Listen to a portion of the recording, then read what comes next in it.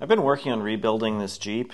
In a previous video I had mentioned I needed a shift knob for it and asked for your opinion on what you thought I should do. By far the most common suggestion was a pool ball, which almost makes me wonder if you guys actually watch this channel. I mean, what I usually do here is take bits of junk and make cool stuff out of that, and I did have one viewer that suggested taking little bits of the Jeep, casting them in resin, and turning a shift knob out of that, which is a good idea, but the idea that I've had is to go one step further than that and take bits of the Jeep, do some pattern welding or what people call Damascus steel, and make a shift knob out of that. Now that's something I've never done before, and using unknown materials is probably the worst way to do that, but that's sort of what I do anyway, so let's go for it. Before I got into that, I gotta give a shout out to a viewer named Thomas who sent me my first duck. I'll leave a link to the video where he made these down in the description. There's sort of a little fad with Jeeps where people leave little rubber ducks on Jeeps that they like. It's definitely somewhat controversial in the Jeep community, but I figure I might as well embrace it because I think I'm going to end up with a lot of them, but the little wood one's pretty cool. And he also sent me a really cool screwdriver, and that'll definitely end up in the toolkit for the Jeep. So what I've got here is just some pieces of the original Jeep frame. I soaked these in some Evaporust so they're nice and clean. And then I've got a whole bunch of just needle bearings and roller bearings from the transmission and transfer case. And I'm just going to kind of start layering these up. The copper's just here to keep things from falling down through my welding table.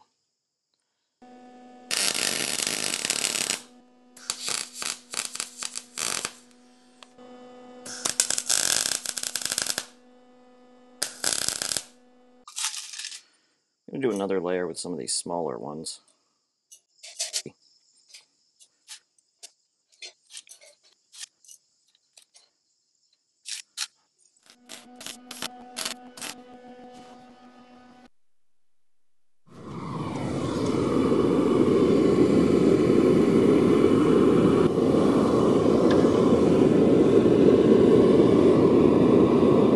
I know I've got a lot of voids in here, so before I get it up to a welding temperature, I want to kind of try to consolidate it and start working some flux in.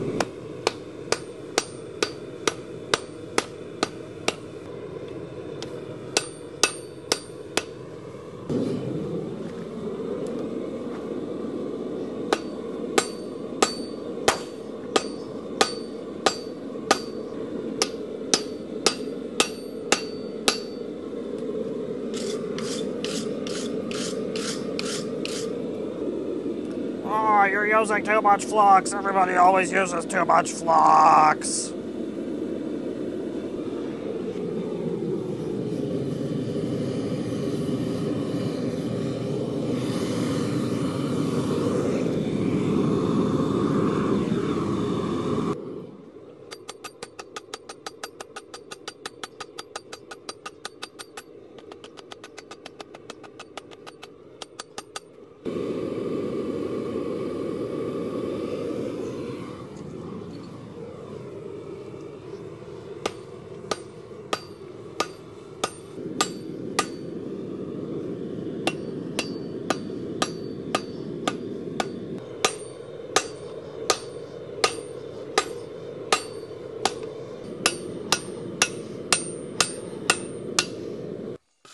I think I'm going to let that cool off for a bit, cut it in half, and see if it's one piece of metal or not.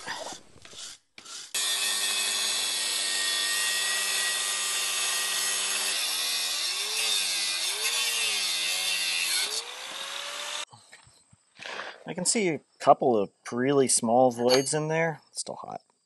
But I think that's going to be plenty good for a shift knob. Let's do more.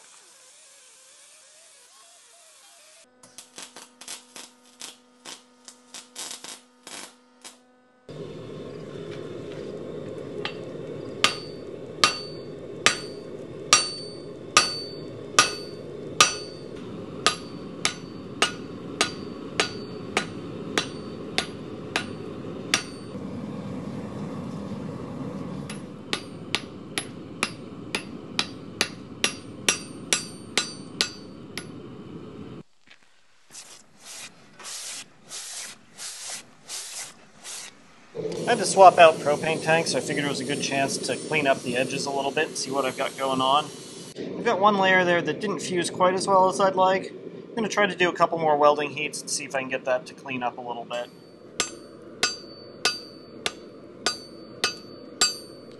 So I beat on that a while longer and it just didn't work at all. There were these tapered bearings from the wheel bearing that I used and they just didn't want to forge weld at all, it looks like. So I think I'm going to knock those out, forge this back to flat, and restack it again.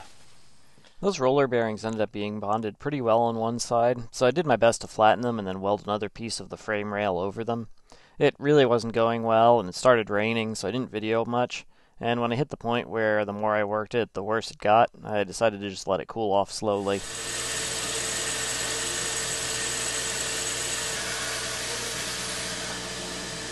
The more I forged on this, the worse it was looking, but the more I cut off of it, the better it was looking. It's by no means good. There's definitely a lot of cracks in it, and some voids. If my goal was to make a knife out of this, at this point this would go in the scrap bin and I'd start over, but hopefully this is still good enough for a shift knob. I'm going to turn this thing in the lathe, but before I do that I need some surfaces I can actually hold in the chuck, so I'm going to square this up a little bit and also see if it explodes in the process.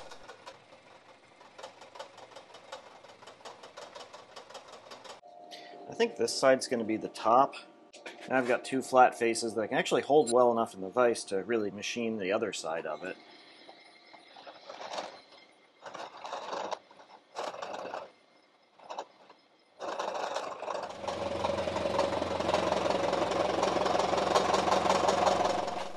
Got this thing very roughly centered up, kind of did it off of the middle, just because that's where I want to maximize the material. And I'll just start turning this thing down.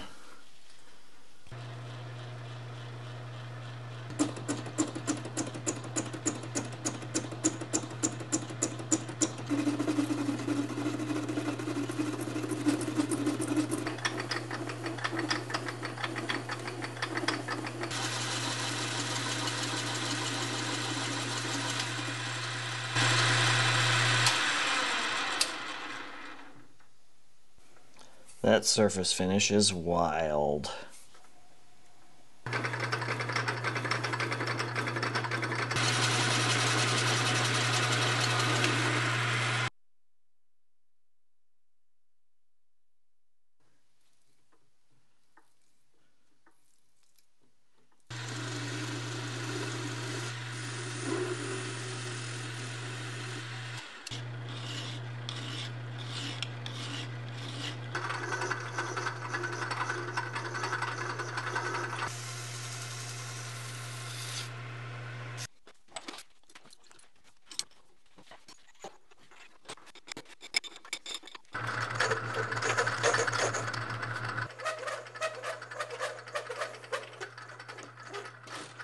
No!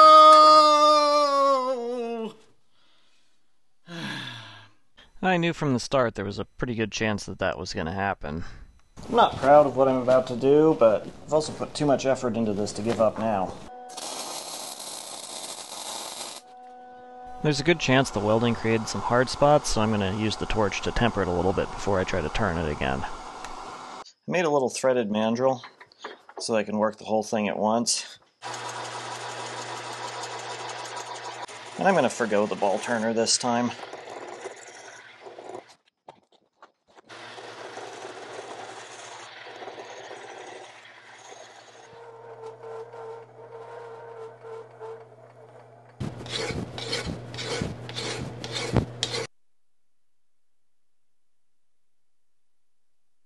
Against my better judgment, I am going to heat treat this, not because I need a hardened shift knob, but because it makes the colors pop a little more when you etch it.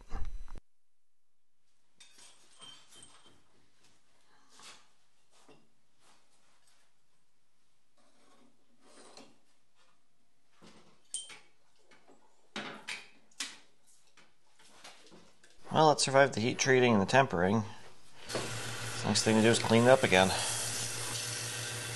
You know, you might be thinking that with as much effort as I put into this thing that I've got way too much time on my hands, but you're the one that's sitting around watching some guy on YouTube polish his knob.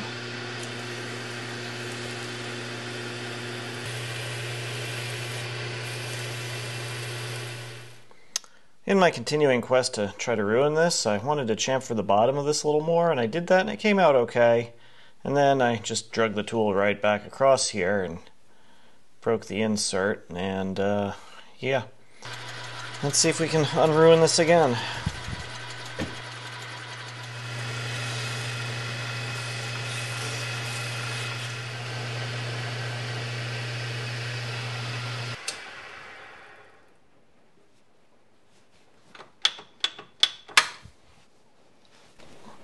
Now I just figure out how to get that thing off of there.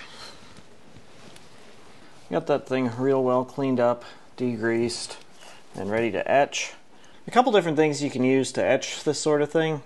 One is coffee, one is vinegar. Figured I might as well go with both of them, see what happens. We'll let that go for a little bit and come back and check on it. Let's see if we can take a real close look at this and talk about some of the things that went wrong. Got some voids in it. There's one. It's a really big void there, and obviously we got some cracks in it. Overall, if I was going to give myself a grade on the pattern welding, I'd be generous and say it's maybe a C, barely passing, C-. Actually, looking at this, the first couple layers I did welded pretty well without too many voids, but where I went wrong was when I restacked it. I used some of these big chunky tapered roller bearings from a wheel bearing, and I think that's what caused a lot of my problems, because they just didn't squish down quite as well, and I got those voids.